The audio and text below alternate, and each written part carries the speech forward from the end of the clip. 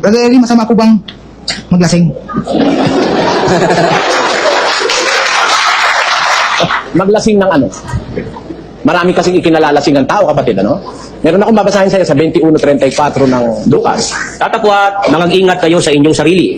Baka mga lugmok ang inyong mga puso sa katakawan at sa kalasingan at sa mga pagsusumaki ukol sa buhay na ito at dumating na bigla sa inyo ang araw na yaon na gaya ng silo. Marami kasing ikinalalasing ang tao eh.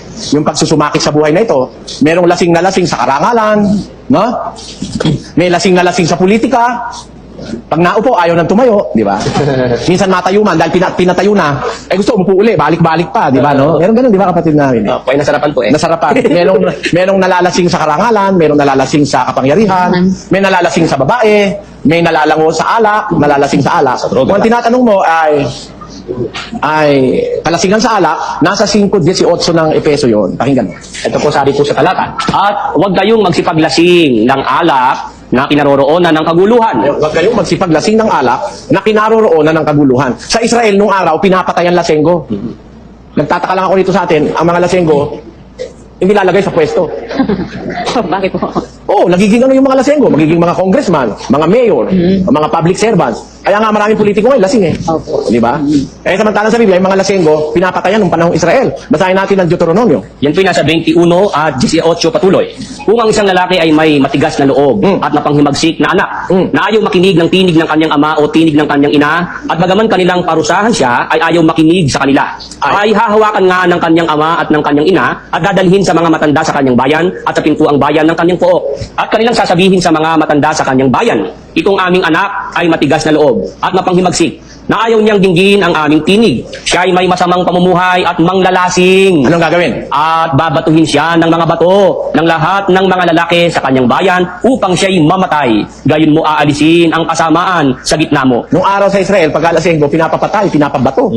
Brother Joseph. Dito sa ating bansa, legal ang lasing eh. Oh, brother. Yun. Kaya ngayon, mayroong mga aksidente sa daan dahil lasing. Hindi lang lasing sa alak, ha? Lasing sa marijuana, lasing sa droga, sa rugby. Kaya maraming panglalasing ngayon ang ginagawa ang tao. Kaya meron ngayon, pati anak niya hinahalay, anak niya, asawa niya pinapatay dahil nasa kalasingan sa droga. Kaya ang napakasama ngayon sa lipunan ito. At ang nakakatakot ngayon, dito sa ating mismong bansa, may mga manufacturing ng shabu. Factory. May mga factory, may mga laboratory na ng shabu. Dati, transit point lang ang Pilipinas, yung galing sa Colombia, galing sa Hong Kong, dinadala rito, tapos dinidistribute sa iba-ibang lugar. Ngayon, dito na mismo ginagawa. Kaya lang po, brother, hindi po nahuhuli may-ari eh. Paano mahuhuli? Bago i-raid, sasabihin muna nung kasabwat, o re-raid din namin kayo, umalis na kayo dyan. Malaki lagay nila eh. Malaki lagay. Ilan na yung nakitang pabrika ng shabu? Wala yung may-ari. Paano naman hindi mawawala eh? Parang yung kaibigan ko dito sa palit nung araw. Kasi kaibigan niya ako eh. Alam naman niya wala akong kasalanan. Dinimanda ako ng inimbentong demanda. Tinawagan ako nung kaibigan ko. Brother Eli, opo, sino po ito? Si ano ito? Si ganito ito, sabi niya. O bakit po? Pupunta kami dyan sa bahay mo, huhulihin ka namin. Bakit yung huhulihin? Meron dito nagdemanda. Alam ko naman na gawa-gawa lang ito eh, sabi niya.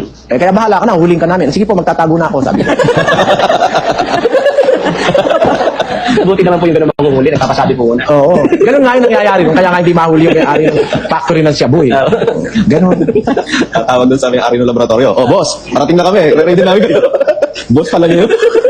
Dahil lang nagpe-payroll. Kaya may payroll sila eh. May payroll. Hindi naman maitatanggi na yan. Katotohanan na rito sa ating bansa yan. Hindi makakapasok ang malalaking shipment ng chemical na galing sa ibang bansa na hindi madadaan sa custom, hindi dadaan sa pier, no? Sa airport. Ba't nakakalusot?